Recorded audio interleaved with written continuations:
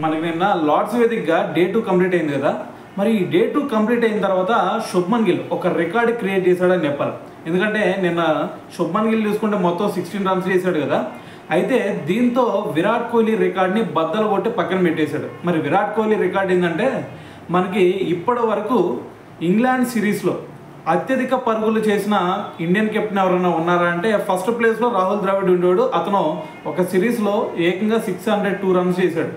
అయితే మరి దాని తర్వాత ఎవరు కూడా ఆ రికార్డ్ని బ్రేక్ చేయలేకపోయారు. సో దాని తర్వాత సెకండ్ ప్లేస్లో చూసుకుంటే విరాట్ కోహ్లీ 593 రన్స్తో సెకండ్ ప్లేస్లో అయితే ఉన్నాడు అనమాట. అయితే మరి ఈ సిరీస్ మొత్తంలో కూడా చూసుకుంటే శుభ్మన్ గిల్ మొన్నటి వరకు 585 రన్స్ కొట్టాడు. దాని తర్వాత నిన్న 16 రన్స్ చేశాడు కాబట్టి సో దీంతో ఓవరాల్గా 601 రన్స్ చేశాడు. సో మరి 601 రన్స్తో మరి 593 రన్స్ రికార్డ్ని విరాట్ కోహ్లీ పేరు మీద ఉన్న రికార్డ్ని బ్రేక్ చేసి పక్కన పెట్టాడు. మరి ఇంకొక 2 రన్స్ కనుక చేశాడు అంటే రాహుల్ ద్రావిడ్ పేరు మీద ఉన్న ఆ రికార్డు కూడా బద్దలయ్యే ఛాన్స్ అయితే కనిపిస్తోంది. అయితే మరి దాని తర్వాత ఇదే ఇంగ్లాండ్ మీద మరి ఓవరాల్ ఇండియా టీంలో చూసుకుంటే అత్యధిక పరుగులు చేసిన ప్లేయర్ ఎవరన్నా ఉన్నారంటే అది యశస్వి జైస్వాల్. అతను 5 టెస్ట్ మ్యాచ్ల్లో మొత్తం కూడా 712 రన్స్ చేశాడు.